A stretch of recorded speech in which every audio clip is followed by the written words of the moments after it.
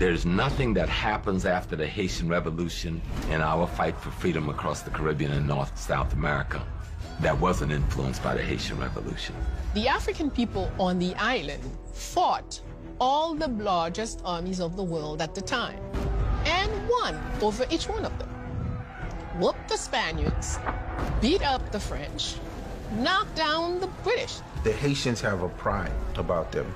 The revolution is the most important thing to them. The first thing they instill in you is that you are the first black republic. 1804 becomes important because it's the date at which the implementation of the dream of real revolution and real equality and new nation status and the ability to defend your new nation is manifest. When you look at modern historians, when they talk about victories that Europeans had over non-white people, they always frame the narrative as victories.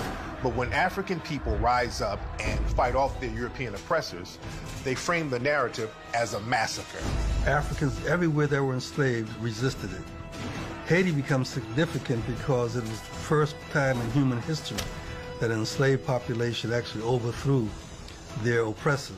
The Haitian Revolution, though, was the most organized, the most large-scale, the most impressive in terms of structure and complication from the very beginning. Haiti made more money for France than all 13 colonies.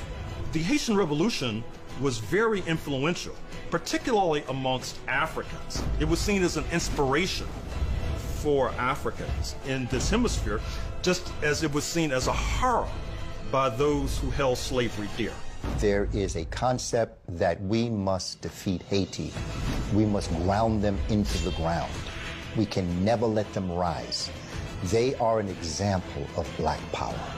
They are an example of what happens when people who are oppressed decide to stop being oppressed.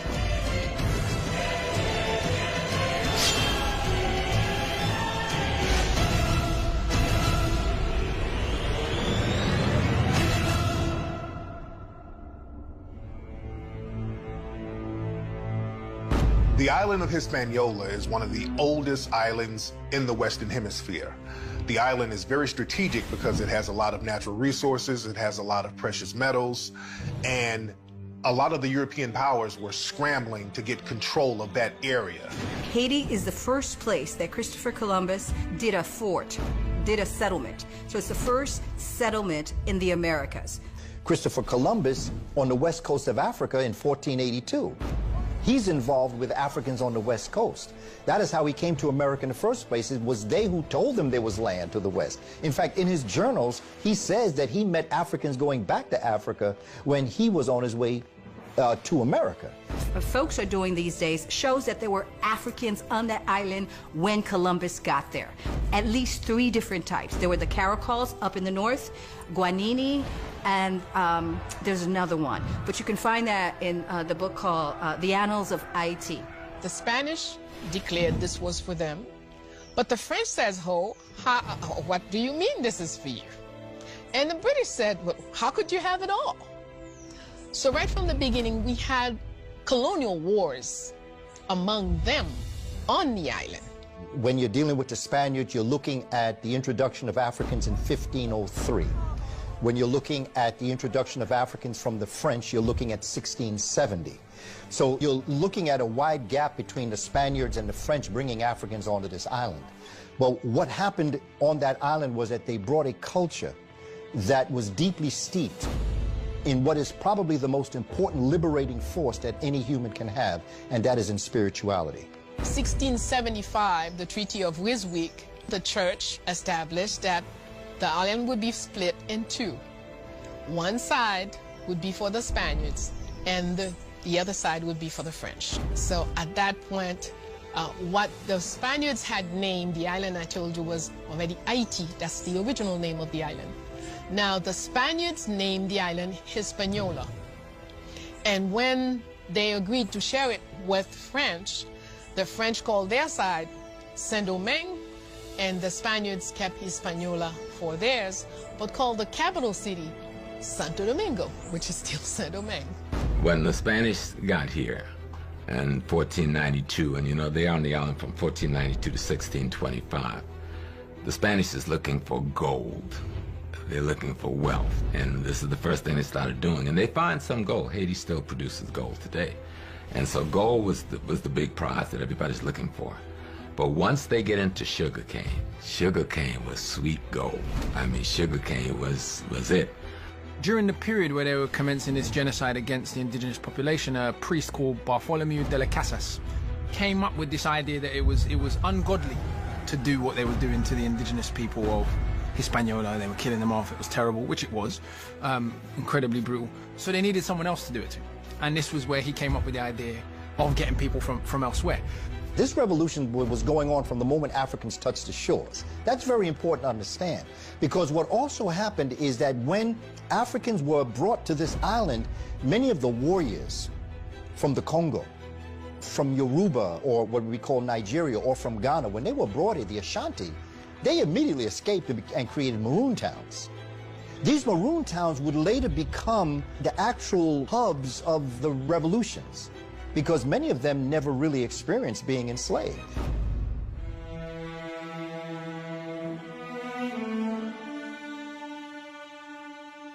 The great majority of sugar that was consumed in Europe came from that part of the world, came from that island. The coffee that went to Europe came from that island. That colony that the Spanish founded, taken by the French, eventually became the most profitable colony in the Americas, and arguably, depending on which economist you consult, the most profitable colony in the world at the time. It became the centerpiece of the transatlantic slave system. It became what gave France its supremacy over Britain in the 18th century. I mean, this island, it's impossible to overstate the economic importance of the island in the period we're talking about. It produced more profit than all of North America combined. This was a wealth that was largely borne by sugar, which was not only an item used to sweeten your tea and coffee, but it was also a marker of class. It was seen as a sign of sophistication when one used sugar. And in certain circles, it was even seen as a miracle drug of some sorts. And that helped to generate tremendous amounts of wealth on the island of Hispaniola, which is one of the reasons why the French, ultimately backed by the United States, fought so fiercely to retain that island. I mean, the life expectancy in Jamaica or Haiti, for example, was often between 3 and 7 years. So once you arrived on the island, you were worked to death on average between 3 and 7 years. I mean, it's genocide.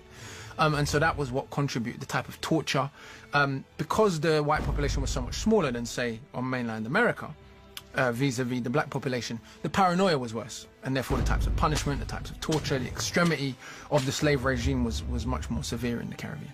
Taking pregnant women, crucify them, split their belly open enough so they will have a game. People are gonna bet who's gonna die first, the baby or the mother.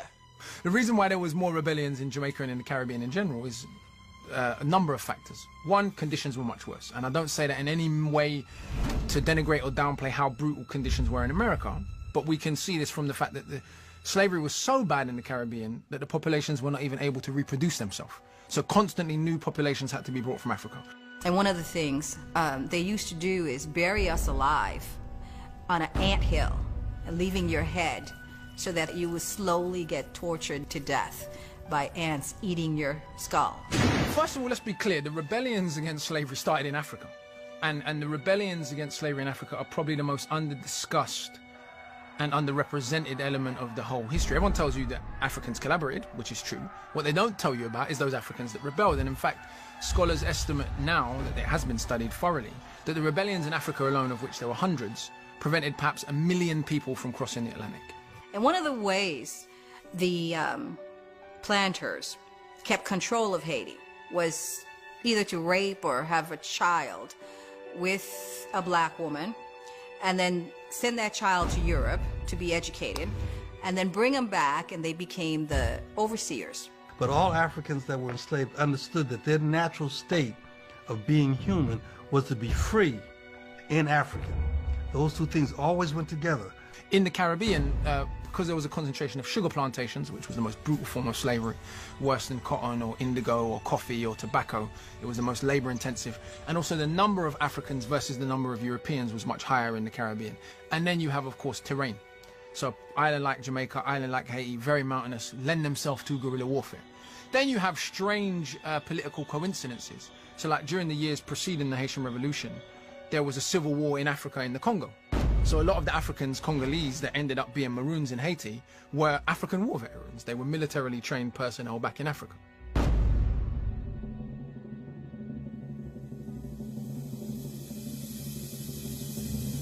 With the Haitian Revolution, there were 4 principal players in regards to the leadership of the Haitian Revolution. The first one was Makandal. Makandal is considered to be the precursor to the 1791 beginning, because Makandal was an enslaved African who worked at a plantation, and then he died in 1757 or 1758, but he freed himself. Right? Some people say that, you know, he had lost one arm in a sugar mill accident. But essentially, the legend of Makandal is interesting because he foretold what would happen with regards to the Haitian Revolution. He was this extraordinary herbalist. And what he did, he taught the people of Haiti, the Africans, how to use the herbs and fauna in the ecology that they're now in to poison the food of the white farmers. And he was very successful. And so Makandal went, took to the hills, and he would teach the kitchen people how to poison their masters. They had nature on their side, and that's very important. They used nature as one of their greatest weapons. They knew the terrain, they understood the terrain, they understood botany, they understood toxicology, they understood poisons, they understood, and that's what Voodoo is. Voodoo is a science. Voodoo is not just a spiritual system. The Bafioti means the black collaborators. They had to get them out of their face first. Makandal, what he's really known, a lot of what he went after them first. Before he poisoned the European, he poisoned the black collaborators. No, they were all in the house Negroes, come on. And one thing about Makandal, he realized this. He understood that the black collaborators, we call them coons today, how they will sabotage black progress in order to get individual trinkets. So Makandal, he saw that early on. So when it came to poisoning the white supremacists, Makandal, he understood that we gotta get rid of these collaborators first. So he poisoned many of the black collaborators before he started to poison the white slave owners. If you look at the statutes, the laws of a place like Georgia in the 1750s, contemporaneous with that revolt on Hispaniola, you'll find laws that are specifically seeking to restrain Africans from getting knowledge of plants because it was feared that they had in mind a plot or a conspiracy similar to what unfolded in what is now Haiti in the 1750s. See, African people used strategies that they knew would work. Makandal, another great revolutionary, he poisoned the French. And the women were the ones that poisoned them when they would prepare foods. He killed over 6,000 European Frenchmen. When the enslaved Africans were finished with their work, he went down to talk to them. Like he would always go down and talk to them. And at one night, he took out 3 handkerchiefs. A yellow handkerchief, a white handkerchief, and a black handkerchief. And he said to the audience, in terms of storytelling, because that's how we give information through stories. So he took out the first handkerchief, and he said to the enslaved Africans, first handkerchief was yellow. He says, these are the people that owned this island before Columbus came. And they were totally annihilated. Then he took out the white. He says, the white handkerchief, these are the folks that, annihilated the Tainos. And then he took out the black handkerchief, and this is the prophecy. He says, we, Africans, are going to avenge the Taino folks, and we're going to get these white folks out of Haiti. And so Makandal used his science, and I think he was a kind of pharmacologist in modern terms, but he used his science of understanding the natural world to begin to talk about how do we take that knowledge and free ourselves. And Makandal, he's sort of the spark of the Haitian Revolution. When you look at many of the people coming up out of this system, for instance, Makandal was a preacher. And Makandal was a preacher who told his people and the people around him that he had visions. There's such a connection between Makandal and Nat Turner as it relates to the work that they were doing. Makandal understood the problem with the collaborators, and unfortunately, it was a black collaborator who turned Makandal in, who turned on him.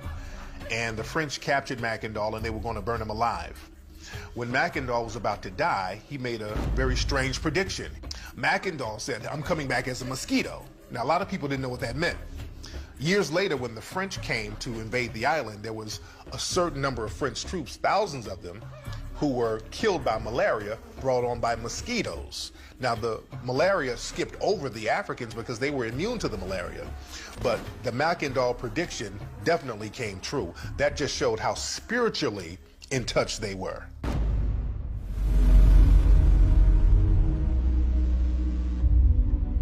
The next Haitian leader who was instrumental in the Haitian Revolution was a voodoo priest from Jamaica named Duddy Bookman.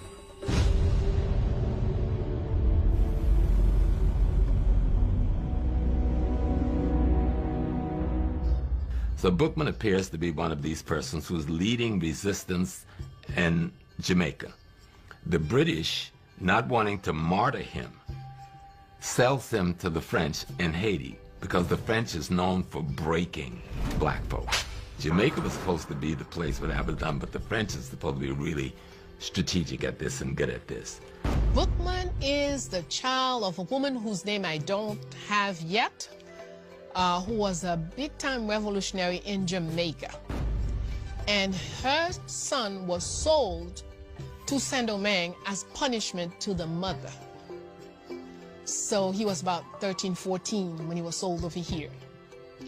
And they seem to have been Muslims.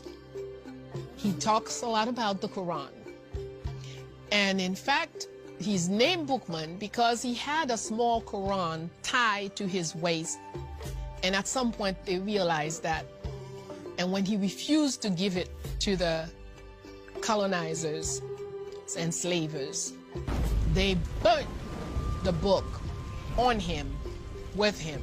So he was all burnt up. And then to mock him, named him Bookman. Bookman and another enslaved African woman named Cecilia Fatima began the planning stages of the revolution. They went around the island and they organized a Congress to participate in the infamous Bois-Cayman voodoo ceremony that occurred in an alligator swamp. Cecilia Fatima had gone around for about 4 years to bring that Congress together. She had gone around the whole entire island to bring that Congress together. And as much as many people talk about that meeting in the alligator swamp, that Bookman called for the prayer, but it wasn't Bookman that called that congregation together. And it wasn't done in an instant. It was months of organizing and building up. And the person who was leading this organization was a mambo, a female priestess by the name of Cecilia Fatima. It should not be seen as surprising that some of the leading figures of the revolutionary process were said to be either believers or practitioners of this New World belief system that we refer to as Vodun or Voodoo. I like to share with my students. Think about what mastery you must have if you decide to hold your meeting in a swamp of alligators. This kind of going so far as to take the life of your oppressor is already there. And the place where that meeting took place, the alligator swamp, that was a place the whites didn't go in because they were really alligators up in there. So very few people could go in and come out. But the black folks had a different relationship with the ecology than whites had. They mastered having this relationship. The whole concept of the Yoruba religion is to know and understand the forces of nature. When you're trying to get free, it's very important to create your own identity. When you want to oppress somebody, the thing you do, you change their name, you change their religion, you change their language. And the Haitians understood that they needed their own language. This is why they speak the French Creole. That's a form of their own language. They knew that they had to go back to their own religion, They went back to voodoo, and there were people who were Catholic, there were people who were Christian, there were people who were different religions, but they went back to voodoo, and that codified everybody. It was an African spiritual force that brought the people together. And when African people were brought together, it gave them a common goal. When they had a common goal, then they knew the common enemy, and then they would take care of their own business. And voodoo is not just a religion. I mean, Africans didn't really have religions. They had a way of life that at best you can call their sacred science in dealing with cosmology and ecology. Intentionality was to make our stuff so fearful and so evil and so scary that we run away from it, you know? And so all you gotta say is that, you know, when I was growing up, if I met a young lady and I asked her where she's from, she said she's from Louisiana, I'd be backing out. Oh, she might know voodoo. You know, she gonna put something in my soup. She gonna do some people. See, that just make us afraid of our own stuff. We ain't talking about no Dracula movies here, no zombies. We're basically talking about Africanism. We're talking about people that understand the strengths of plants and of nature and how to, you know, outwitty a militia by using what the gods have provided you on this earth. So you call upon lowers to meet the task that you're confronted with. If you're engaging in war, you would call upon a lower that has the characters and qualities and dispositions of being warlike or strong and strength and fearless. Dying was an opportunity to go back to the ancestors, to Guinea, right? So there was no fear. Through science and through faith and through the will of not fearing death. Most Haitians don't fear death. They don't. A lot of Haitians, they say, don't fear death. So when you look at a lot of rappers now, a lot of rappers here in America, they will have Haitian gangsters in their entourages. And a lot of these dudes will have that Haitian muscle behind them. So this just shows the kind of respect and even fear that a lot of people still have for that Haitian rebel. I mean, imagine if you're not scared of death, you're not going to be a good slave. And this is one of the reasons Christianity preached that suicide is a sin. Yeah? One of the reasons that you get your reward. You get your reward in the afterlife, but only if you're a good slave. It really is a science of the spirit. And that this voodoo that they demonized, the demonization of it was intentional because they wanted to separate us from the very thing that gave us power. Let's be clear, a lot of African spiritual systems believed in what we call the transmigration of the soul. So they believe that the soul is eternal. This was very problematic for people you want to enslave. Again, coming back to before we even get to Haiti, in Africa itself, there are copious records among Europeans writing about slavery of Africans just jumping in the sea. I'd rather dead than be a slave. Consistently, consistent. And particular groups, so the Igbo of Nigeria, who are a group that very much believed in the transmigration of the soul, they were one of the groups that is recorded by Europeans were most likely to commit suicide because they believed they'd be reborn in Africa. They believed that their soul lived forever, so I'd rather die than this stuff. There is a cultural, spiritual unity that unites Africans and it gives them power. Even today in the African American community, it is the church that is the most powerful. And when anybody wants to sway the people, they always bring pastors in because they understand the pastors have the ear of the congregation and the people in the community. We don't go shocking when you said rise of the dead when we talk about Jesus Christ. You know, if they say they can have Jesus rising, we can have my mama rising. I had a heart attack some years ago, about 7 years ago, something called ventricular tachycardia. Heart beating too fast, it won't stop because I'm always doing stuff, you know. And they couldn't figure out what was wrong with me. So finally they came one morning and said, Mr. Small, we're gonna bring in the electricians. So I said, you know, y'all full of joke. He said, oh no, we're gonna bring in the electricians. Because they have doctors who are human electricians. And their job is to measure the electrical current that goes from your brain to your heart and to your other organs, and to look at the relationship to the electrical current in your body and how much is it being interfered with from things outside of your body. Does that sound like voodoo to you? So that's what voodoo is talking about. And while on one hand we deny it when we talk about voodoo, but here in our highest science, it is proven to be reality. So the Africans had absolutely no fear because they knew that this was a transformation, that it is how you live that matters, not how you die. The concept of zombies comes from voodoo. It's an African concept. And it's not about the living dead, it's about worshiping the ancestors, praising the ancestors. But the white supremacists, they flip that into something demonic where people are going to come out the ground and walk around and get you.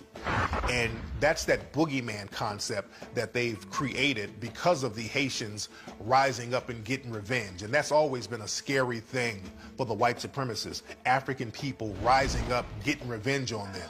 That's the zombie mentality that they've created because that's their fear. When you look at the old zombie movies back in the 1920s and 30s and 40s, they would actually use Africans and Haitians as zombies. And out of their West Indian island comes a tale of terror and voodoo, of witchcraft and zombies, and all the weird black magic that the white man seldom sees. All of those old zombie movies had voodoo themes, so they were very open about it then. You see, the thing about Duddy bookman was he was so intelligent, he knew that he might not get it, because he did get captured and he was executed. But the revolution continued with the people. And that's another lesson I learned about the Haitian Revolution. It wasn't so much the leaders, it was the people. The people never gave up the spirit. To this very day, they still have the spirit. Bookman is known for 3 or 4 things. Number 1 is the bookman's prayer. You know, the God who created the earth, who created the sun that gives us light, the God that watches us from the clouds, the God that holds up the ocean. Our God has seen what the white man has done to us. Our God wants us to do good. The God of the white man wants him to do crimes. It's our God who will give us the strength and the courage to beat this white man. So now this is the man who's going to rise from this. This thing is going to rise and say to us on August 14, 1791, the God who created the world, who make the waves move in the ocean, he is your Father. He is with you and will give you his strength. But you must act and free yourself. Duddy bookman is very intelligent. He is one of the leaders of the African people. He's very respected. And what he's going to do is he's going to devise a plan. And he is going to incorporate the ceremony of Ogun, the god of war. And he is going to assemble the forces. And he is going to instill in them a spirit of revolution. And the last sentence is a pretty long thing. And the last sentence he says, listen to the voice of freedom. It speaks in each one of your hearts. When they ask him, but who will lead us in this battle? He says, the leader is inside you. You are the general, and you are the soldier. Now get to it. He comes from the form of just total understanding of what war is. There is no conceptual framework of peace. You don't call on Ogun for peace. You don't call on him for negotiation. You call on him when everything has been done that you've tried to do. You've been as diplomatic as you possibly can. But now it's time to get busy. I have not seen anywhere where there's some text in Voodoo that says, forgive and forget. Black people and African people globally, we have this Jedi mind trick that's ran on us by the white supremacists where they can mistreat, subjugate, maldistribute the resources, harm, and oppress, and then tell us we should forgive them because this passage in the Bible says so. And that's a trick that African people have been falling for a long time. And the Haitian people, they didn't fall for that. They went to their old spiritual system. They went to African spiritual systems. They went to the Voodoo. And in Voodoo, there is no concept of forgiveness. And that's the thing that scared the white supremacists. And we got to stop falling for their mind tricks when they harm and oppress us and then tell us to forgive them. We got to start thinking in terms of our African spiritual systems and in terms of survival. So we meet in those different places in the forest. And one question has to be debated. What can we do so our children and our grandchildren do not have to suffer what we're suffering here? And this is the night the decision was taken. There is no two ways. This man only understands force. So only with force can we talk back to him. And some people started saying, well, but we don't have boats, we don't have guns, we don't have this, we don't have that.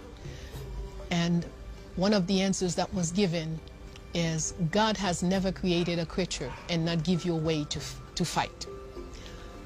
You sit on a stone, it is a tool while it's holding your body. But when you are attacked, you have your weapon under your butt. Use it. When it comes to guerrilla warfare, and this is what the Haitian Revolution is a lesson in, we have to understand how guerrilla warfare works. When you're going up against a superpower, you can't go head up. You have to attack the flanks. You have to attack from the back. And you have to learn how to weaponize everything. So the Haitians, they learned how to weaponize nature, weaponize rocks, weaponize trees, weaponize animals. Understand that, because when they had the first voodoo ceremony, they had that in an alligator swamp. Now, they knew that the white supremacists weren't going to no alligator swamp, but they were just so in touch with nature, they knew they needed to weaponize everything.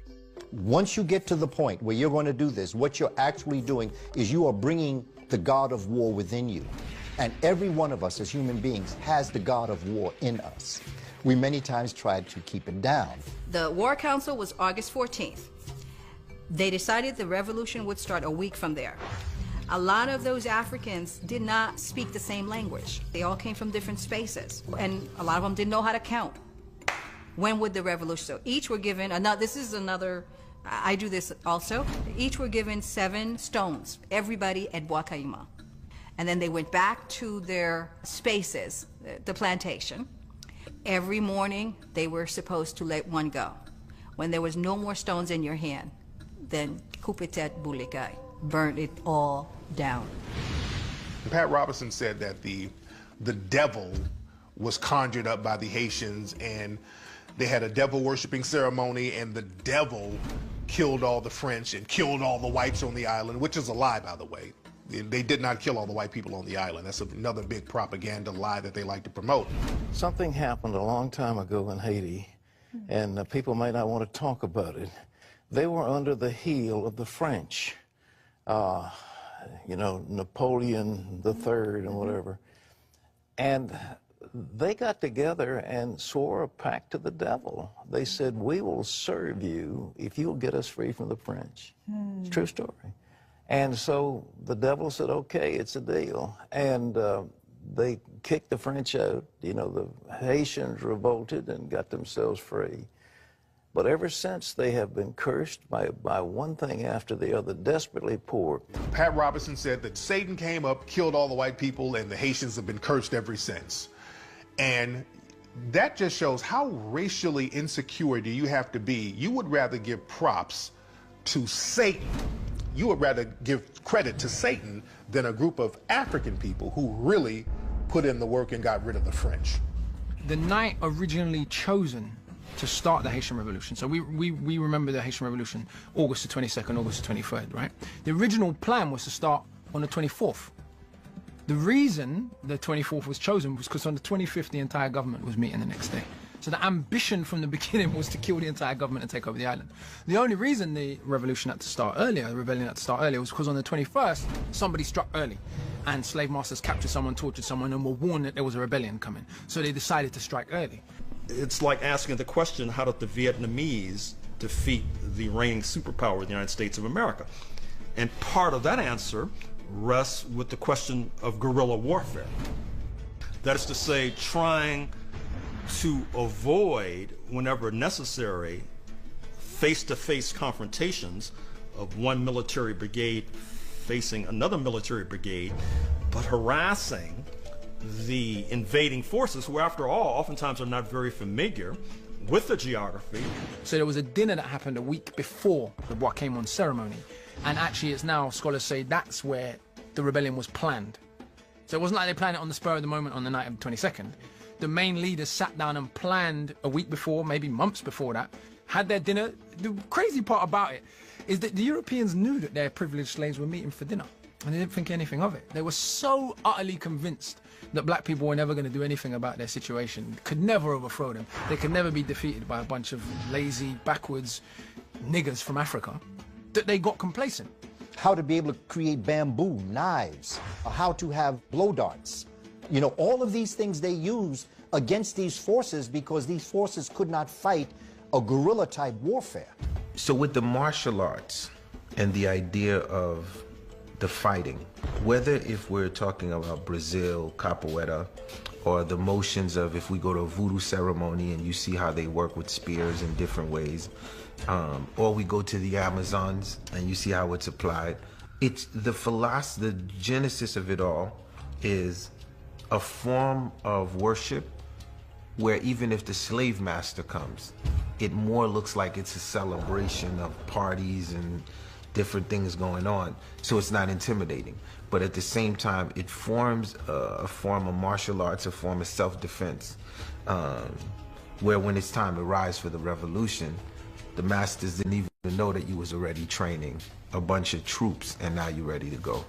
Bookman wore on the colony and occupied more than a third of the colony. Every activity was stopped. Everybody had only one thing: find Bookman and stop this. And we had no weapons. They had the guns. They had the cannons. They had everything. And yet, the fear. So Bookman, one of the great leaders, he was eventually captured. He was eventually killed. And when they got Bookman, they wanted to make an example out of Bookman so they could scare all the other people from rebelling. So the legend was they got Bookman's head, decapitated him, and put his head on a stick and put it out in the public so that everybody could see it as a way to scare them. But at this point, people got rid of that fear of dying. So the rumor was people would walk past the head, see the head and say, they would rub their head and say, we're going to carry on the revolution. One of the fascinating things about the Haitian Revolution is how little pride human beings outside the African diaspora have taken in it, which is fascinating to me, because this is an event of universal human significance, the only successful slave revolution in the whole history of humanity. In all the millennia of slavery, they've been from Greece to Rome to the Ottomans to the Abbasids. No one's ever had a successful slave revolution.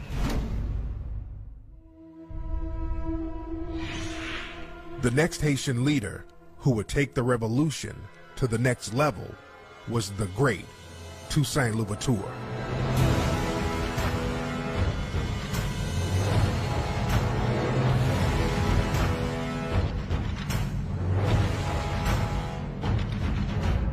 He was raised by a woman from Dahomey. A lot of our people who were born here learned to speak different African languages and got the history of the places that whoever was teaching them came from.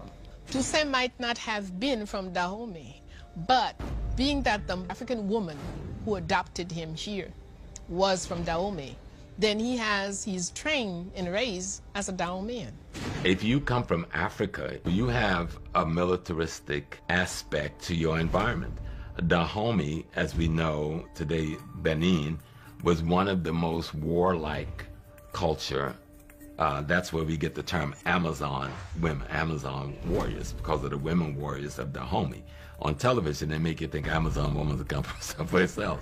But these are you go to Benin and you can go to the museum and see statues of these women and so forth, these women warriors.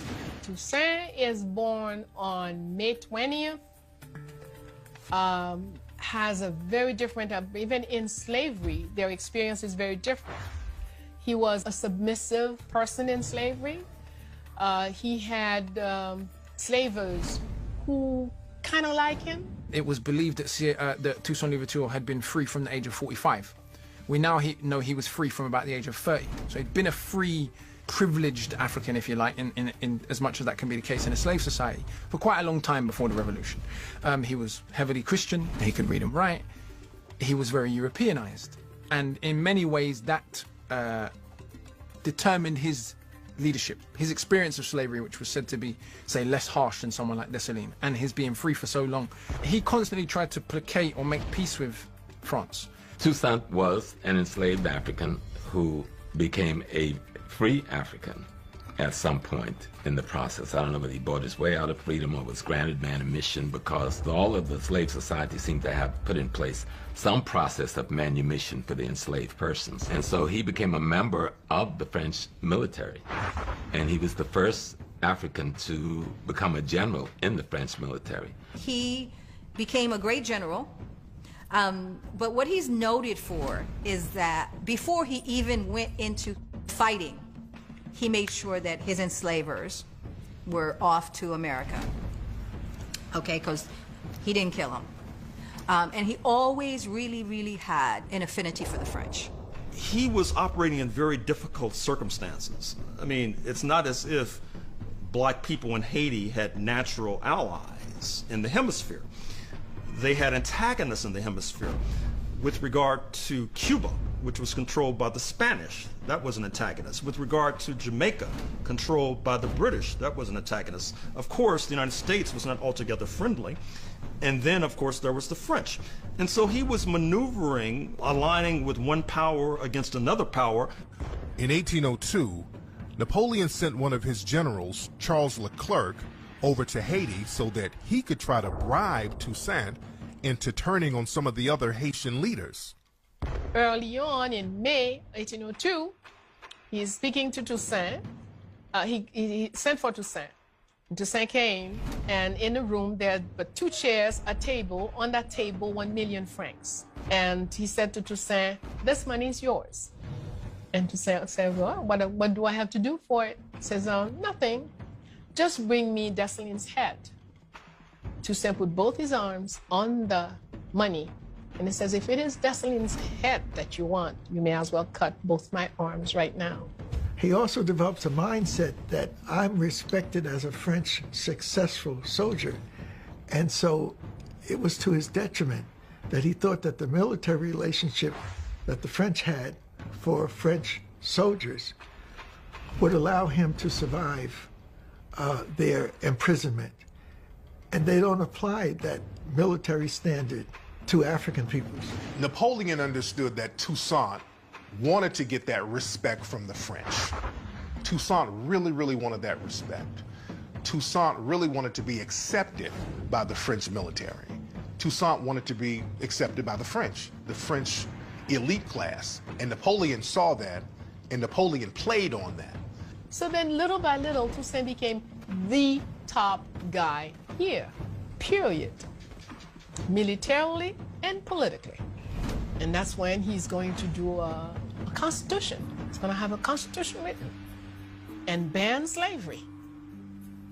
Of course, that was what brought his demise too. At that point, when Napoleon received the constitution that Toussaint produced here, he is vexed to the last degree and decide that Toussaint must die. So Napoleon wrote letters to Toussaint inviting him to come over to France so they can negotiate, so they can talk. Napoleon stepped to Toussaint like, "We're the same. We're French generals. We're French military men. We're French." And Toussaint fell for that, and when Toussaint went over there, they captured him, put him in jail, and he died in jail. Now, Dessalines would not fall for that trick. He knew how brutal the white supremacists were. And of course, you know the sad story of his end, how he goes thinking that he's going to negotiate with his French antagonists, and they arrest him and bundle him off to Europe, where he dies, and where, of course, he utters the immortal words that his death will not stop the revolutionary process. And in fact, he was correct, because it's carried on.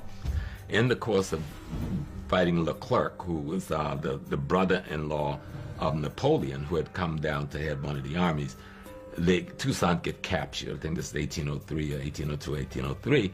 And then he's taken to France, where he's really starved to death. They said he died of maybe tuberculosis. They starved him to death. And that's when Dessalines assumed the leadership of the army. At this point, the whites, who had now been given a kind of a republican freedom, wants the black folks to go back to the plantation, go back to your status quo.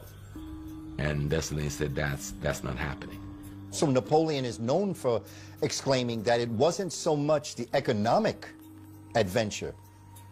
He said we have to stop the forward movement of blacks in the world. Because remember, when he got into Egypt, and Count Volney wrote his book, Ruins of Empires, telling the French and telling the world, the very same people that we are enslaving and at war with in Haiti and Martinique and St. Lucia and Tobago are the very descendants of the people who built the pyramids that we are copying all their work. Sent his brother-in-law Leclerc with the new expedition in February 1802 with a clear mission: capture the 10 black generals, send them to France. And once you do that, you could slaughter the entire population of blacks on the island. Don't worry, Africa still has plenty. We'll go back and get more.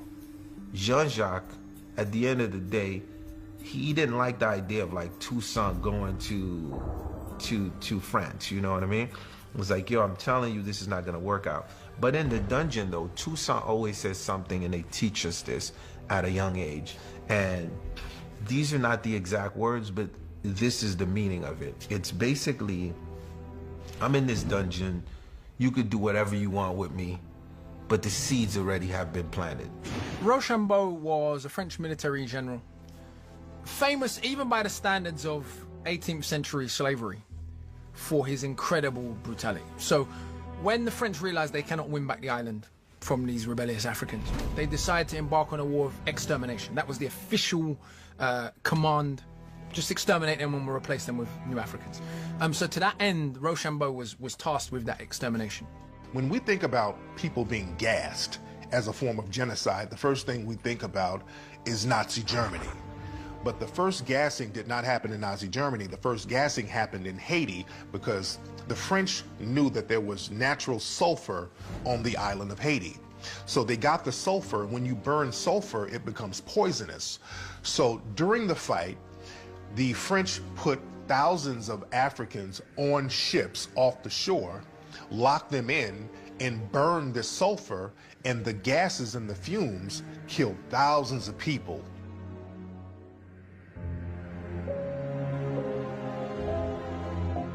Most wicked, vicious, atrocious thing that ever walked on this island. If you wrote a book of 1,000 pages, you couldn't tell all the atrocities that this man performed here, and with pleasure.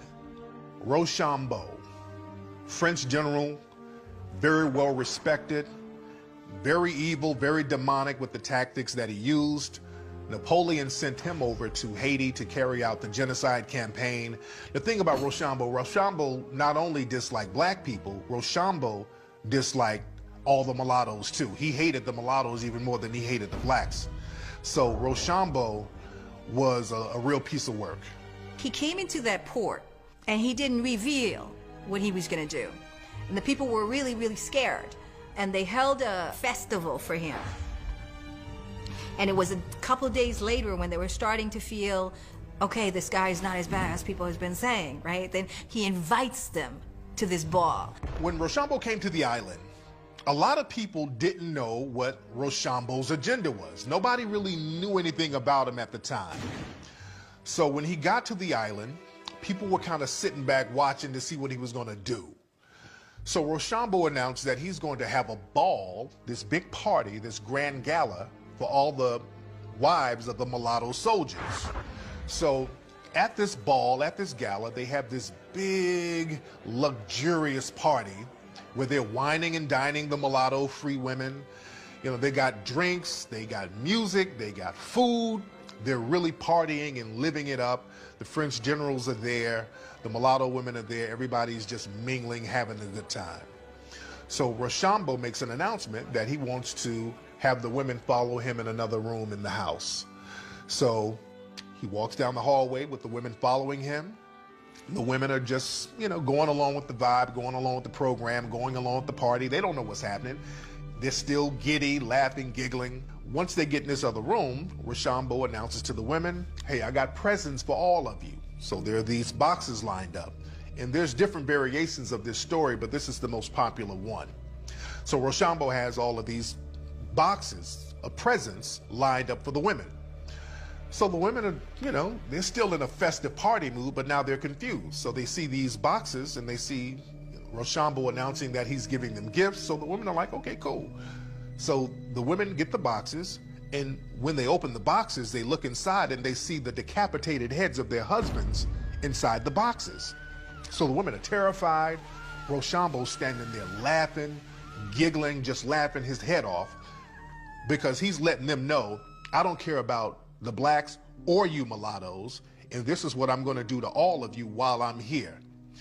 That move there made the mulattoes and the blacks come together as a unit against the French. On the island of Cuba, for some historically unique reason, these dogs had been bred to chase down Africans. And in fact, some of those dogs were imported to North America to chase down Africans. And some of those dogs wound up in Hispaniola to chase down Africans.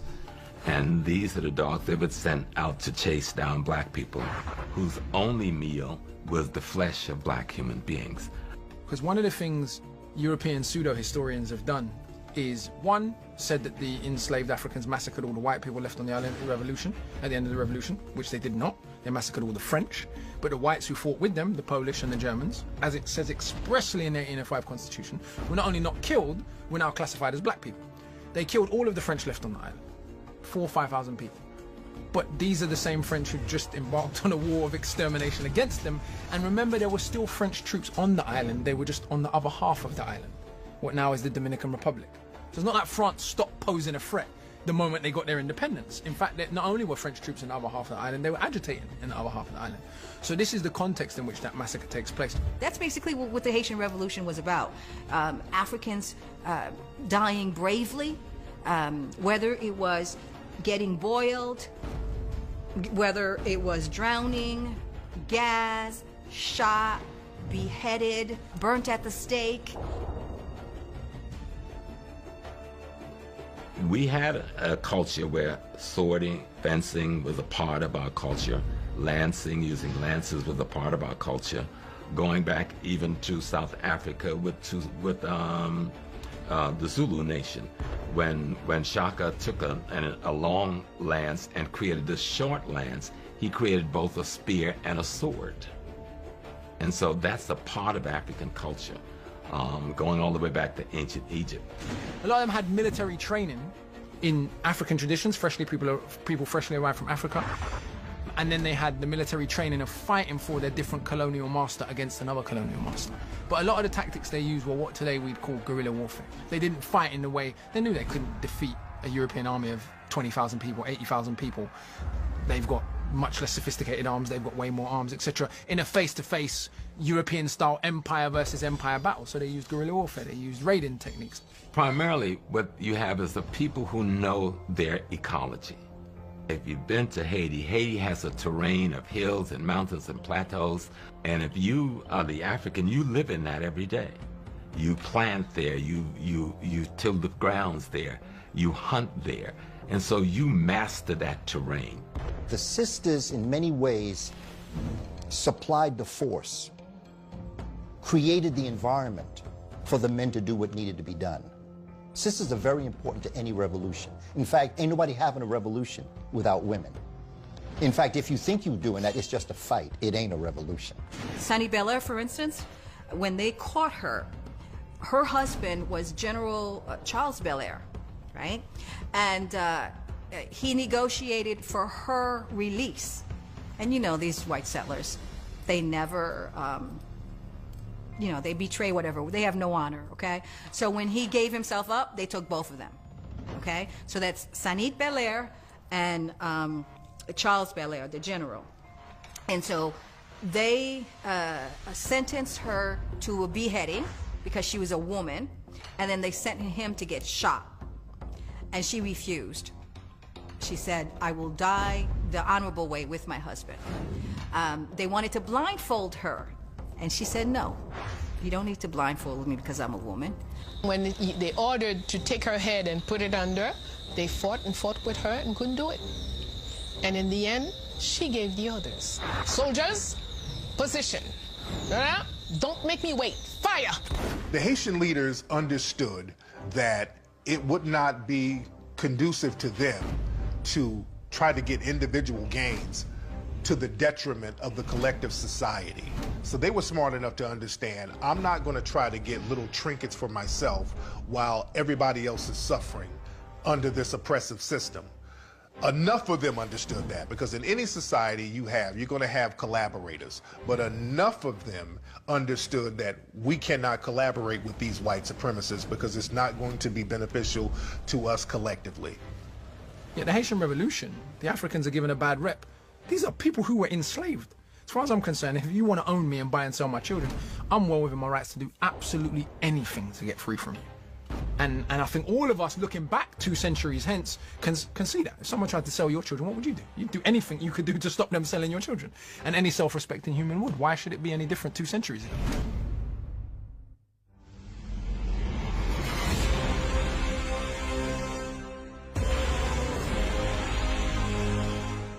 Toussaint Louverture opened the pathway for freedom and independence. But the man who doesn't get enough credit for bringing the revolution to victory is Jean-Jacques Dessalines.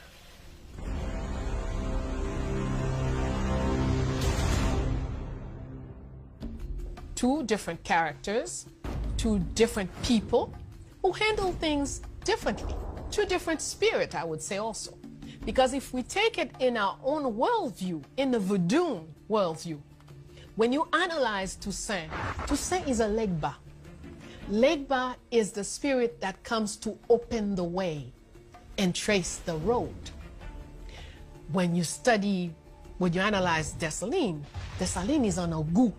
That's the one who comes to make things happen by any means necessary. But it's also really interesting how people like Jean-Jacques Dessalines become a military genius within the space of 10 or 15 years, with no formal military training in the way that we understand it. And that's one of the inexplicable things. But again, it comes down to human intelligence and the human capacity for genius and desire to be free. Dessalines is definitely not Dahomey. I am certain of it. But it is a Dahomean woman who taught him Yoruba and taught him how to fight, how to do his Tantoya, who raised him. And not just any woman, it was a military woman, because Dahomey had 2 armies, a female army and a male army, and this woman was an officer in the female army of Dahomey when she was captured and brought into slavery.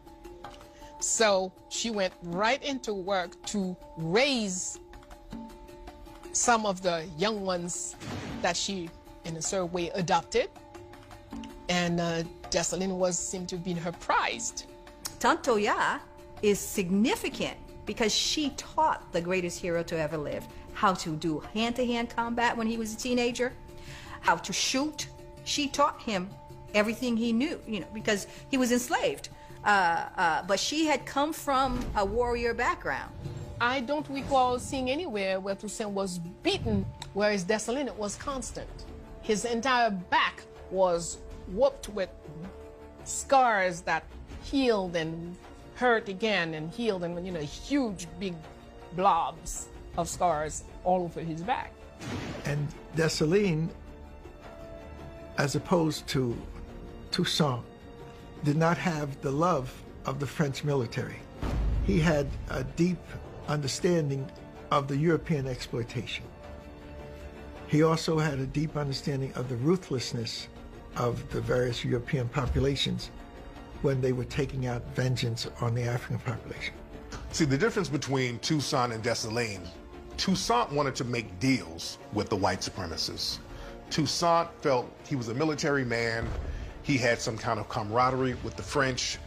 He felt that he could make deals. He was somewhat one of them. They would respect him as a military man, and that was his downfall.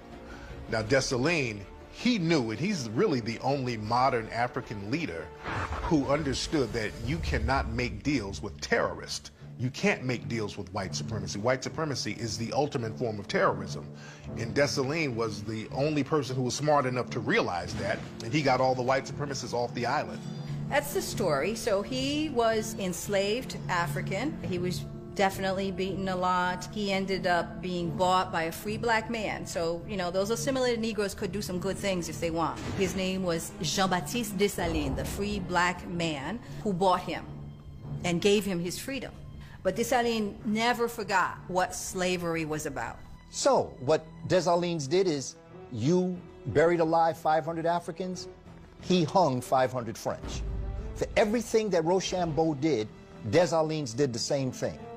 Add up all of those different characteristics, the topography, the geography, the guerrilla warfare, the use of arson, etc., you begin to understand how and why the Africans on the island were able to prevail. At the end of the war, it was really bloody.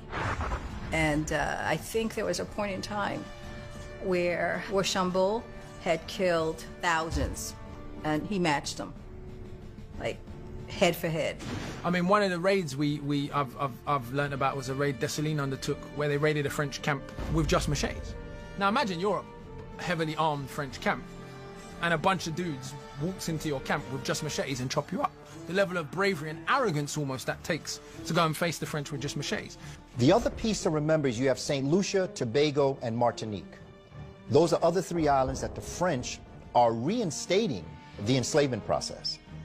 And what the Haitian people are doing and Dessalines are doing is he's watching that and he's saying, look, it won't be long. If they can get those surrounding islands back where they were years ago, then they're going to come over here next. So Dessalines, he said straight out, he said, we are going to take care of these cannibals. The British Army came here in 1801 with over 30,000 soldiers, and saying that it didn't want to waste too much time, wanted to do a rapid operation, and in less than a couple of weeks was going to take over the island. Well, he didn't know there was a man here called Jean-Jacques Dessalines. Toussaint Louverture was there too, but the main man on the ground was Dessalines. And sure enough, they had to leave on the ground. As they run back to their boats, they had to leave 25,000 troops on the ground. And that's the largest loss of the British Army in the entire America. A lot of the Haitians came from places like Angola. When we think of Angola, we hear about capoeira. Capoeira is one of the fighting styles. Now, capoeira, people think that it's Brazilian. Capoeira is not Brazilian.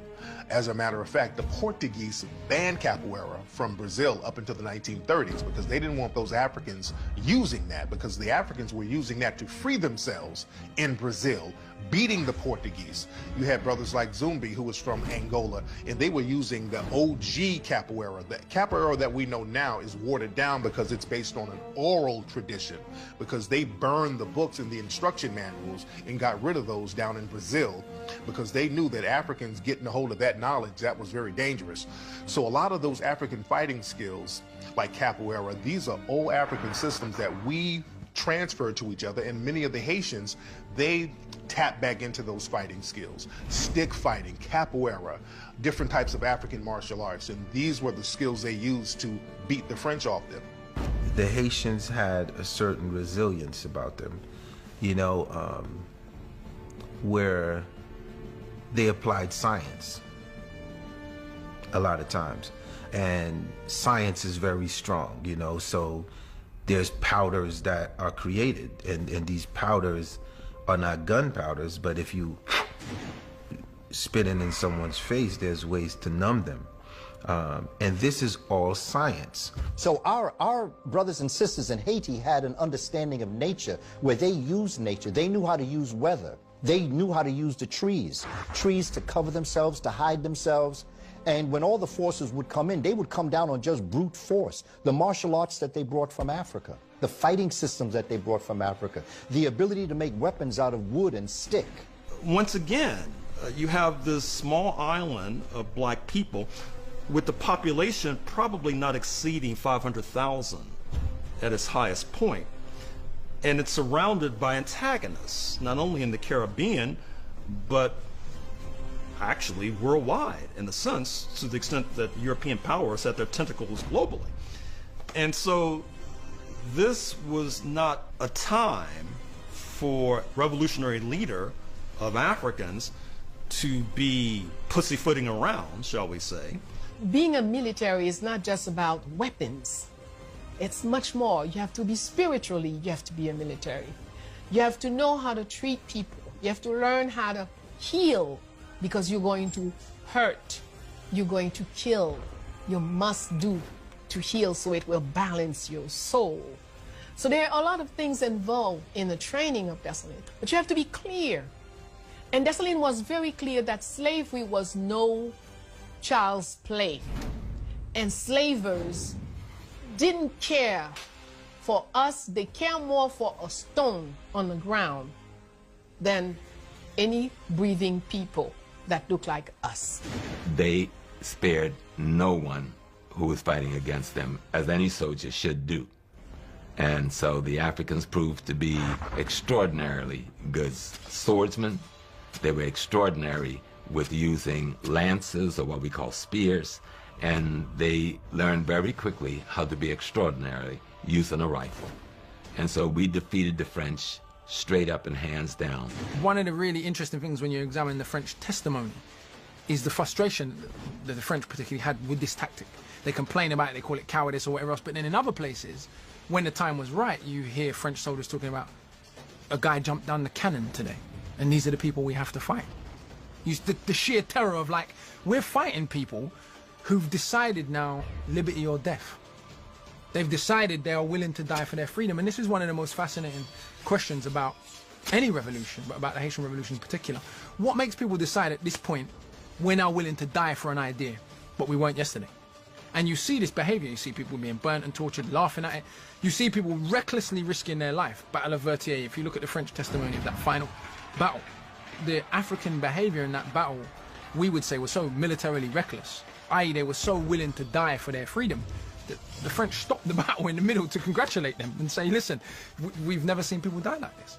By the time Dessalines rises, circa 1803, circa 1804, the revolution is pretty far down the road, and he had learned the lessons that had ensnared Toussaint and was not about to be arrested and detained by supposed negotiators in good faith. Not only were women very active, there are lots of children active in the fight. Children who made their names. And, you know, as looking out for, climbing on top of trees to look out for what's happening and alerting. Most Africans who was fighting in Haiti were like first, at most, second generation from Africa. So they still had the African martial arts skills as a part of their repertoire in terms of fighting. And then, of course, there are other kinds of tactics. Arson was very successful. Of course, arson was very successfully used by the enslaved Africans in North America as well. That was one of the major tools in our toolkit right here in North America. And at a certain point, the European colonizers had to make a judgment as to whether or not it was worthwhile to continue to endure losses, that is to say, deaths, in trying to subdue these revolutionaries, when it's not clear that even if you did triumph, you would inherit a charred and burned landscape. Bonaparte sends this huge armada, thinking, we're going to get rid of these people, right? But they try to use ruse. That's the other thing. The Haitians really knew how to use ruse, right? They would do all kinds of things, like keep changing their clothes and going around to make as if they had more people than they had, stuff like that. Or, you know, the Europeans loved, you know, sleeping with black women or whatever. They never thought that these black women would go back and tell the African warriors what was going on. They used everything that was in their hands. Napoleon's campaign against the Haitians, it was a racial agenda. Napoleon specifically stated that he did not want a black republic. We cannot have a black republic. This thing was completely racial.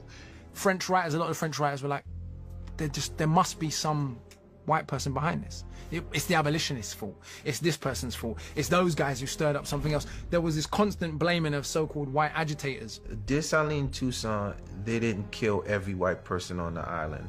That's a misconception. We were in war, and we were slaves.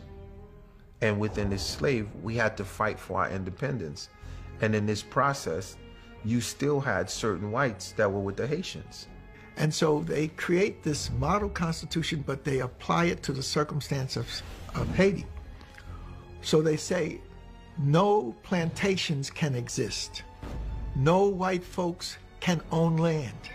But they realize that all white folks are not the same, and so they have a special compensation for Polish white folks who joined their revolution and helped them to defeat the French. At the end of the war, once the victory against France had happened, what Dessalines said to them, that because of the horrific genocide you've meted out against my people, you've got to go. You can't stay. He accepted their surrender. 7,000 of them surrendered and was pulled out of the country and went back home. The officers under Rochambeau and the others, who he got a ship for them, fully equipped the ship, and let them go home free. But his request was, all of you go home, okay? Can't stay here. The only people that can stay is the Italians and the Polish who fought with us, and the Germans who did not lift any arms against us. After trying everything and couldn't get off the island, so then he had to come in front of Dessalines. And according to his own journal, he said, Dessalines was magnanimous. He complimented him. He said, you're a good soldier, even if you've lost. Normally they're supposed to give their sword to the winner. He says, no, keep your sword, you're a good soldier. I don't need your sword, I got my own. And so he's, what are you going to do to me, He says, nothing. I'm going to send you back to France. And your task will be to let them know never to set foot on this island again. What's really significant about Dessalines is that Rochambeau told everybody, I'm going to get that Negro, I'm going to do all kinds of heinous things to him. But when the Haitians won at Vertières on November 18th, 1803, he didn't kill Rochambeau. He let him go. And I think that's really significant. And even those who got on the ship and went out with Rochambeau, you know what they did as soon as they got found out at sea? They turned the cannons on Port-au-Prince and opened fire on the very people that had just given them their freedom. But as fate would have it, they ran into some conflict with the British fleet a few days, 8 days out, and he ended up spending 2 years in a British prison, or longer. Dessalines obviously did kill a lot of white folks, especially the French, right? I think there was like 50,000 soldiers that came to re-enslave us, and 7,000 left alive. And this is really interesting, the way that European imagery of black people came back to haunt them. These big black guys from Africa who've been laboring for you for decades and decades and decades, whose physical brute power and force you've depended on in terms of breeding them and all this. And now they got a machete in their hand. That brute force, that same imagery, sexualized graphic imagery you've created around the black body has come back to haunt you, because now it's aimed at you. Modern historians, when they talk about Napoleon, they talk about how thorough he was as a general. They talk about his great military mind, the strategies he used. They just ooze and gush and praise Napoleon for being the greatest general. And the thing about Napoleon was defeated by Dessalines. So if your greatest general was defeated by Dessalines, that means Dessalines is the greatest general. Marcus Mosiah Garvey spoke frequently on the Haitian Revolution and the lessons that we could learn from them. And the one lesson is, it ain't over till we win. The Irritated Genie, a book that I read, phenomenal book by Dr. Jacob Carruthers. It's called The Irritated Genie. That irritated genie is the spirit of revolution at all costs. Take no prisoners. We have no friends. It's up to us to make this happen. Then you have the phantom of liberty. The phantom of liberty is the philosophy that you believe that you can negotiate with your enemy, that you can integrate with your enemy, that your enemy wants to be your friend, if you could just sit down and talk. And Dessalines was more of an irritated genie. What's most fascinating about Dessalines, and probably the most under-discussed part of Dessalines' leadership, is that Dessalines attempted, long before the birth of Karl Marx, forms of proto-socialism, if you like, when he governed the island. So he attempted to nationalize all of the land that was formerly owned by the French, which was 75% of the arable land in the country, and spread it amongst the peasants. He was on record as saying, listen, we didn't win this war, i.e. we, the privileged leadership, we won the war. All of us, the peasant population, the enslaved population. And he tried to bring about some form of economic justice in the brief period that he governed. And in my view, and in lots of people's view, that was why he was killed by the other free people of color.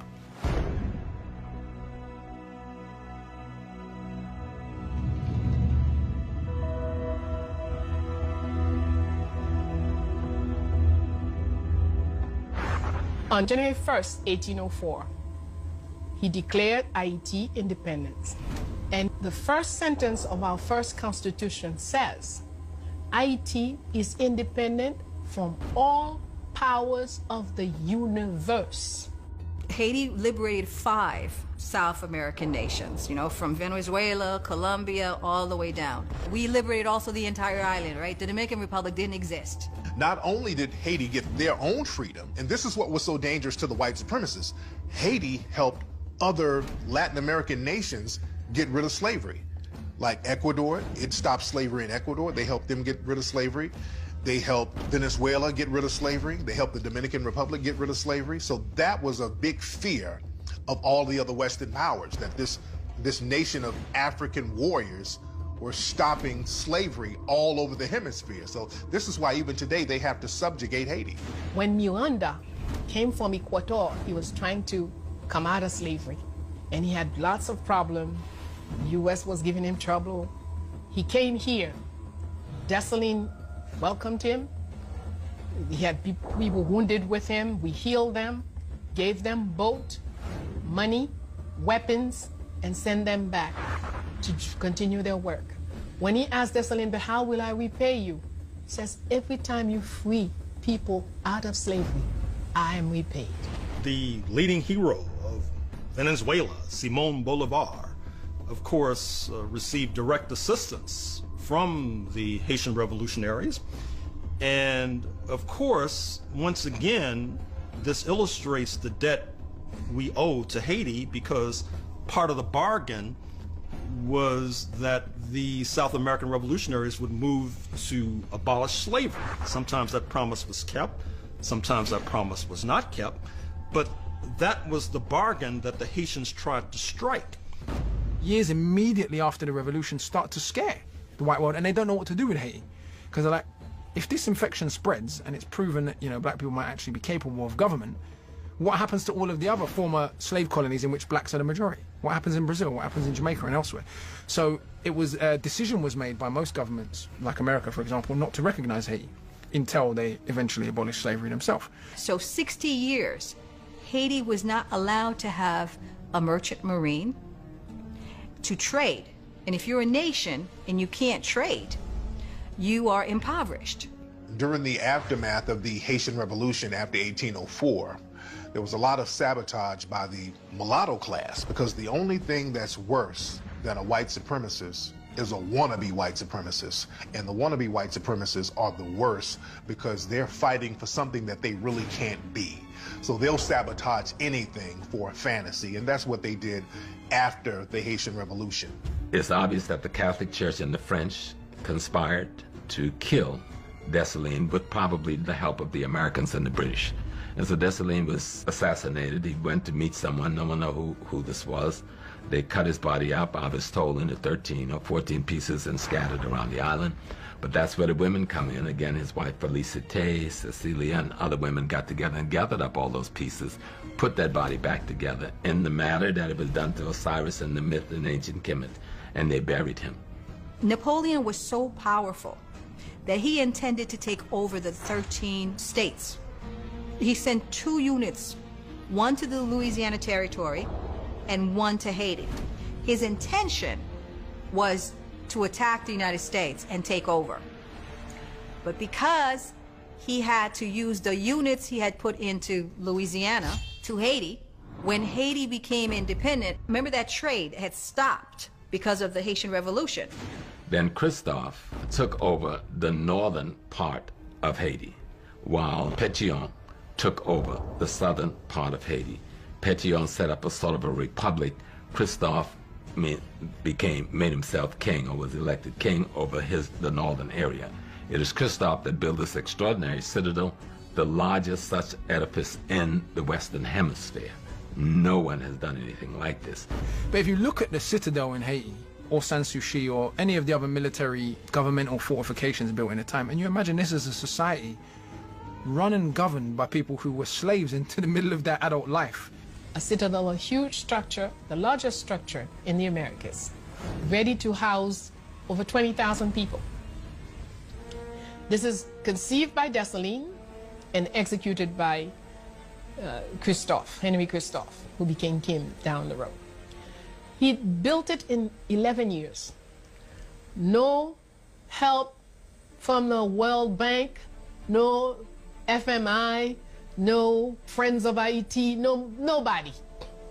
Self-resources from A to Z. Is this big castle that's built on one of the highest mountains in Haiti, armed forces, cannons that are aimed at the ocean. And the idea of this was, we're not sure if the French is coming back. So we have to make sure that we know the waters, we know how they're coming, we know where they're gonna come from. Haiti was making her own money. We made our own under Christophe. We made our own gold and silver coins. Better yet, we did it so well. Colombia, Venezuela, several other countries in South America asked us to make their money for them. Yes, we were minting. You know, you had a major rebellion down in Louisiana in 1811. That was shortly after thousands of enslaved Haitians had been brought to Louisiana, because many of the white Frenchmen who didn't go back to France, over 10,000 of them fled to New Orleans. And they took with them the enslaved Africans that they had control over. And many of those slave Africans then led what was the biggest rebellion in the history of the United States. The white slave masters flee in Haiti, French ones. A lot of them go to French Louisiana, and they strengthen the slave regime in the South. They make slavery even more bedrock of Southern American culture. Remember, these are people who've seen what black revolution looks like in Haiti, and it was brutal. How are you going to get free of slavery without brutality? So they make the South of America a more concentratedly racist place. Absolutely no one recognized Haiti's independence. That was number one. And though everybody was talking about freedom, liberty, democracy, everyone has the right to be happy. Oh, but not us. I don't think they expected that the revolution would have had that kind of massive victory.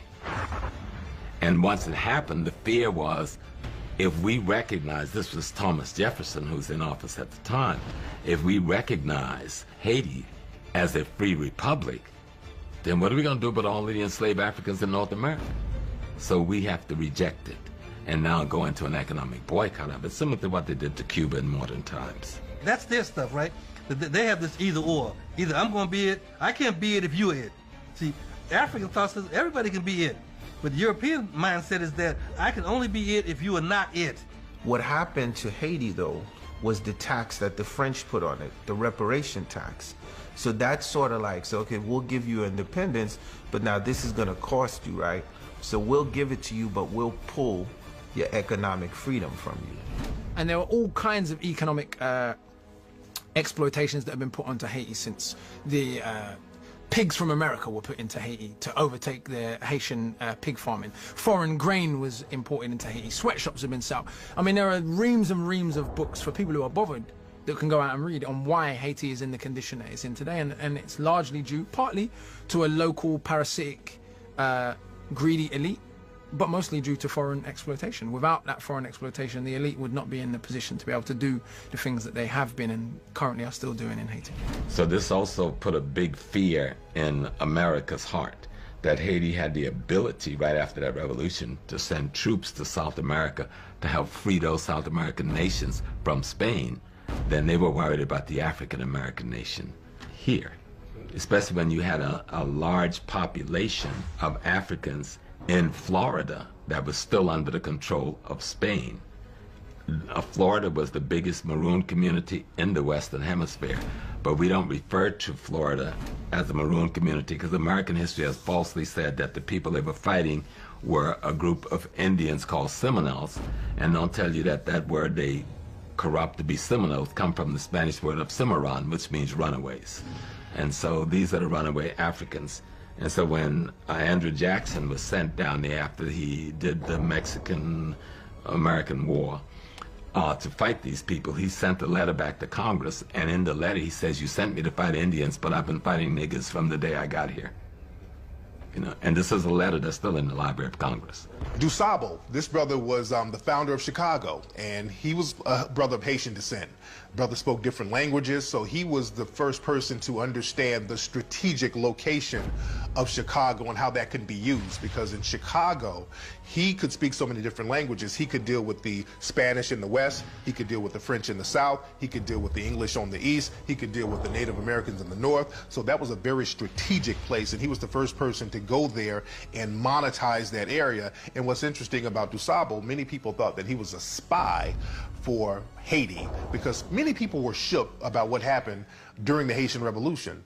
An African slave population rising up and overthrowing their oppressor. That sent chills all through white society. The Haitian leadership in the 1820s had to make a decision.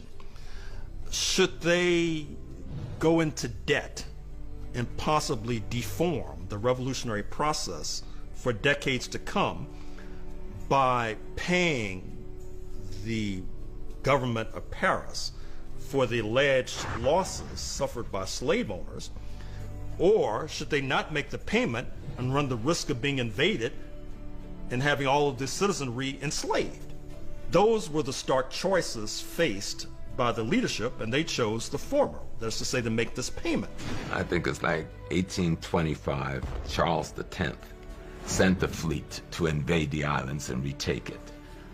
And the compromise was, you pay us 100 million francs, 150 million francs, which was reduced some years later to 93 million francs. And that's how that came about. And they said, you're paying us this for the land that you've taken from us, from the enslaved Africans who was working for us that you've taken from us, and the resources the land were producing for the French Republic. And so that's where that 150, which wasn't paid off until very recently, which kept the Haitian economy in a tither for the entire period of its history. So we are a country that is being continually raped at every level, every time. If it's not an occupation, and anytime you see an occupation, you can be sure they do not occupy a country that has nothing. I see a lot of similarities between Haiti and Detroit, because Detroit was the land of some of the most phenomenal movements of black people ever in the world. Marcus Garvey had a strong movement in Detroit. The Honorable Noble Drew Ali developed the strongest contingent and temple in Detroit. The Honorable Elijah Muhammad was a student of Marcus Garvey and Noble Drew Ali in Detroit. Malcolm X moved to Detroit to be close to Elijah Muhammad. And then, of course, you have the Motown sound. You have the voice of black people worldwide. And I think that what's happening in Detroit is very much like that. At all costs, Detroit must be purged of its power. The Marines came in and they were responsible for the death of close to 4,000 to 5,000 Haitian citizens. And the occupation lasted something like 20 years. And when they came in, what they did was seize control of all of the finances, all of the banks, and all the wealth of Haiti. And the money, Haiti's monies from his bank and his wealth was brought to America and transferred down to banks in New York. That wealth had never been returned to Haiti. The first time the Citadel is attacked is during the U.S. occupation of Haiti in 1915. The U.S. Army stood up every day for 90 days and shoot at it while there's nobody in it. But even then, America was fully now vested and in control of the Haitian economy, And during that occupation of the American Marines, they rewrote the Haitian Constitution. Until then, part of Dessalines' Constitution was that no land could be sold or owned by any foreign persons. Land could only be owned by Haitians of blood. Even a Haitian who had left home could no longer own land. And so what America did was change the Constitution so that Americans could buy land, and they began to buy up or seize some of the best farmlands and mining lands in Haiti, and that's still true to today. The mountains that Christopher Columbus didn't have the technology to take the gold out of, they've got the technology to do now, and they are taking that out. They say we have 20 billion in gold. And now Haiti is important because of its geographical location and its geology. There's oil and gas in abundance off of Haiti's shore. And so one of the reasons for the Clinton foundations and these others to saturate Haiti is there's gold in them, there are hills, and there is oil off of those shores and beaches. And so Haiti is now under a new form of exploitation, which we are calling globalism. The Clintons were put over, and their people who worked with and for their foundation, was put over managing the billions of dollars that came into Haiti for the rebuilding process. Well, they managed it back into their foundations and their bank accounts. For the last 13 years in Haiti, the UN has been the cover for the Bushes and the Clintons to work together and extract the resources that we have. Haiti has $120 billion worth of oil. The International Red Cross claims that they have received from people around the world $6 billion for the quake situation in 2010. Haiti never saw. We did not see 6 billion, we did not see 5 billion, we did not see 4 billion, we did not see 3, 2, or 1 billion. But somebody got the money. The money is still controlled by the European. The education is still controlled. The institutional political structure is still controlled. And the spiritual structure is still controlled. That you have Africans in the French-speaking areas today who are readily prepared to say, je suis français, I'm French. And so that cultural dynamic of assimilation into French culture has helped cripple Africans.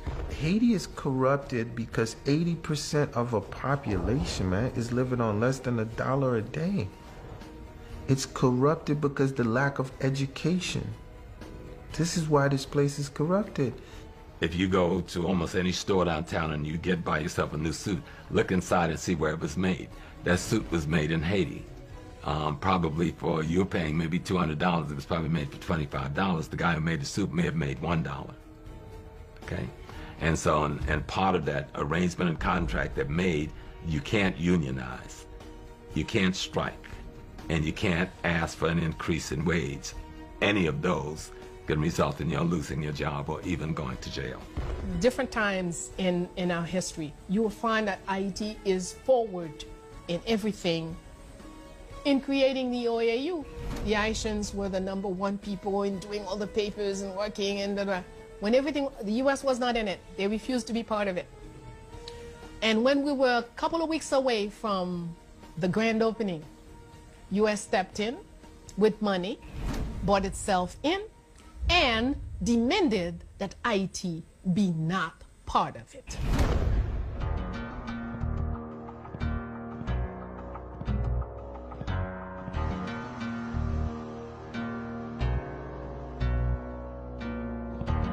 Because Wyclef had put together a foundation that was being contributed to, and that money could not be controlled by them. That was one of the reasons, and the other reasons, they had already picked someone they wanted to put in the presidency that they can control, and they could not control the Wyclef John. If I was a politician, I would have been the president of Haiti.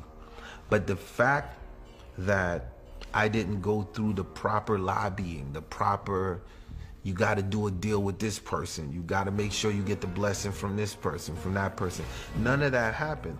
So it was almost like Wyclef Jean was a wild card. And a wild card is not accepted. Which is very interesting because you have so many nonprofit organizations that rape Haiti that are white-run organizations, and they never talk about that corruption, but all of a sudden it's Wyclef and Yele, they're the most corrupt thing ever. The intimidation factor of whatever anyone was trying, it did not work, you know? And if I'm sitting here and I was to tell you that, you know, I wasn't armed up, I would be lying to you, because at the end of the day, I was in a position where I was ready to do whatever I had to do as a Haitian citizen to make sure that the power went to the right person that wasn't gonna oppress the people. There's a book called Confessions of an Economic Hitman, and the author talks about how the white supremacist Western powers will put black leaders, puppet leaders, into certain positions to do the bidding of Western powers. And when these African leaders stop doing the bidding for Western powers, they're usually assassinated. It's a white guy who wrote this book. And our brother Wyclef, big music star, the media loved him. The minute Wyclef wanted to run for president of Haiti, he's a man of the people, not corrupt, doesn't need the money. I mean, he's a very successful artist already, but he wants to do something for his people because he's from those people. The minute he wanted to run for president of Haiti, all of a sudden the media turned on Wyclef. They started putting negative stories out about our brother. They started talking about his Yele Foundation, talking about corruption. Like Yele Haiti was a patsy and a distraction for a lot of what really went down in Haiti. While everyone was trying to make Yele Haiti look like there was this big organization, you know, with the big celebrity face, like, you know, because when you hear the Red Cross, there's no face that go with it. All you see is Red Cross. You know what I mean? Like, so when you hear Wyclef, yo, that's the Yele Haiti, that's the face. And the minute Wyclef got back into the music game and just focused on music, everything was good again. So the whole Wyclef slander thing was to show him, don't step out of your place. And I don't believe any of the negative stories that they said about Wyclef. It was all propaganda, and it was propaganda for a reason, and we have to stop believing the white supremacists when they're trying to give us negative information on people within our communities. Yele Haiti was a patsy for bigger play, because now that you rarely hear anyone say anything about Yele. The minute Clef goes back and starts to play guitar, does his music, and hits the billboard again, it's almost like, okay, nigga, you back in your place. This is what you're supposed to be doing, nigga. Don't forget, you're supposed to be singing. You're supposed to be making people dance. And when it comes to this thing in politics, or trying to be careful how you gonna move, right? But what don't kill you, right? It only make you stronger. Jamaica's right next to Haiti. There were a lot of rebel leaders from Jamaica, like Bookman. He was a rebel leader in Haiti who was from Jamaica. So that spirit of revolution has always been interchangeable between the Haitians and the Jamaicans. So Garvey was definitely influenced by the Haitian Revolution and Dessalines. When you look at pictures of Marcus Garvey, many people will suggest that he's dressed like Dessalines. And Marcus Garvey has influenced so many movements that are modern now. He influenced the Nation of Islam. He influenced the Moorish Science Temple. He influenced Malcolm X. Malcolm X's father was a Garveyite. Ho Chi Minh, the leader of Vietnam, was a Garveyite. He studied at the feet of Marcus Garvey when Ho Chi Minh was in Harlem. And this is why Vietnam was able to use that spirit of revolution to fight off the European powers and remain independent on their own. They got that spirit through Garvey, who got that spirit through Dessalines, who got that spirit through the Haitian Revolution.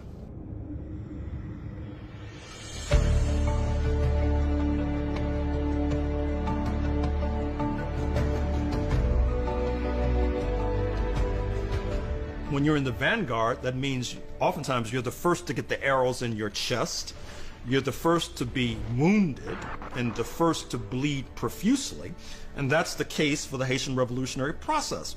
That is to say that they in some ways were sacrificial lambs for the rest of us. That is to say, by going up against the slave owners and inflicting this deadly blow on the slave system, they helped to liberate the rest of us. But in turn, they helped to injure themselves. Whatever our ancestors did is only the best for them. What they expect from us is to add our victories to their victories and to keep going up higher and higher. You cannot rebuild your society until you rebuild yourself. And you cannot rebuild yourself until you restore your spiritual, cultural, and historical integrity to the mindset that is about to carry out this building. The month of August is very instrumental to melanated people. There's something about the month of August that electrifies our melanin, that gives us a certain sense of power. If you look at a lot of significant revolutions, they all happened in August. The Haitian Revolution happened in August. Jamaica got its independence in August. Look at modern times. The Watts riots was in August. Let's get even more modern. The Ferguson uprising was in August. I think Garvey's birthday is in August. So there's a lot of significant things that happen in the month of August as it relates to melanated people. And the Haitian Revolution was one of those things. So we Haitians need a new movement. This movement is, how do you get Haitians in Haiti into economic freedom? How do you get them into education? Why do you think the slavers go through so much effort for you not to know your history? Evidently. Because that's where all your references are. That's what gives you the measure as to what you can do. But every place we see success in the African world, it was when Africans stood up and said, I'm going to be free and African. And so we did learn from Haiti. What were those moments when we were struggling to be free and African? Many of the Western powers are still trying to sabotage Haiti to this very day. Recently, the UN had to apologize for putting cholera in the water over there. People are sending plastic rice over there to the people. They're sending plastic chicken. They're sabotaging the economy. And the fact that they have to make such a collaborative effort to sabotage the small island of African people, that just shows the innate power that the Haitians have. The French Revolution was incredibly brutal, yet it's treated with respect in historiography as producing ideas that were influential for humanity. The Chinese Revolution, the Russian Revolution, similar, all treated with respect. The Haitian Revolution, until very recently, I would argue the tide is changing, has been treated like some, just niggas in the Caribbean rebelling, when actually it is arguably the greatest challenge to the dominant global order, as I can't remember which scholar said that, in the entire last 200 years. It's about capturing the light from what happened in the past, because that is the light that allows you to understand the present. And it is the same light that will show you the fastest and best way to a better tomorrow. And if there is a nation that will rise through their character, it's going to be Haiti.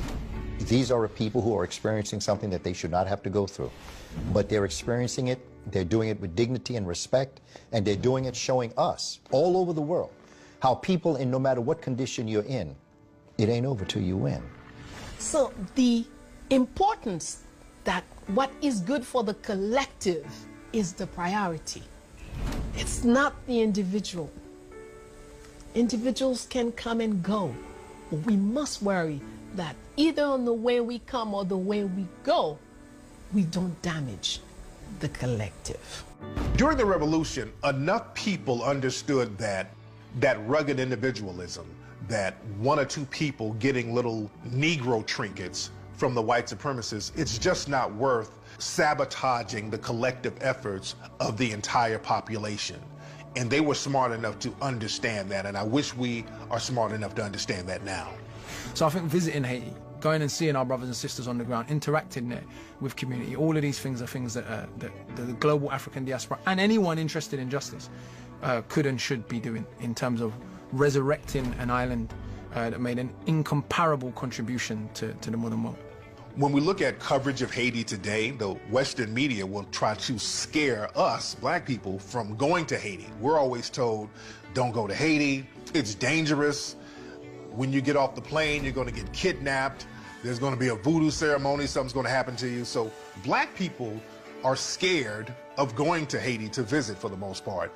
When I go over there, there's white people all on the plane going over there. People going over there vacationing, because there's a lot of nice parts over there in Haiti. So we have to stop listening to the media telling us what to do and what not to do about Haiti. I didn't feel unsafe over there. The people were beautiful. The people were wonderful. Nobody's trying to bother anybody. These people are trying to survive, and I'm very inspired by the Haitian people. We need to mobilize our forces as best we can to link up with Haiti. And one of the things that we could do to contribute to that is to encourage Haitians out of Haiti to Africanize. When I look at Haiti, I look at a people with a spirit, with a power, with a spiritual system that will never disable them. The God that they pray to will always look out for them. And sometimes you got to go through that to get where you need to get. I think that with this current Trump administration, this spells ill for the future of black people in the immediate sense in North America. And that as we try to help the Haitians, we should realize that we're also helping ourselves, because we, black Americans, need a global approach to our problems. And to reach out to community-based organizations of Haitian descent that are assisting their people in any way that they possibly can, that can get it directly to the people and begin to develop those types of relationships.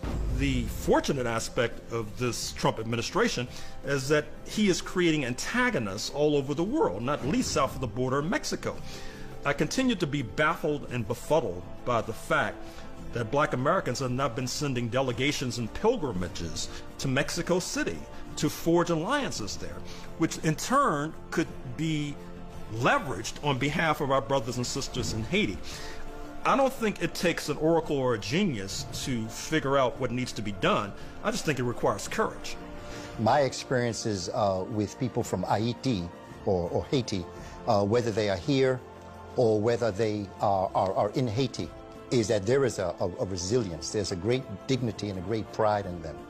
And I remember I've spoken to them before, and their power, their internal power, the power from within, their ability to commune, that idea of staying together and sticking together and looking out for each other is very powerful. And I think that people, they're misunderstanding them if they don't think that Haiti can rise.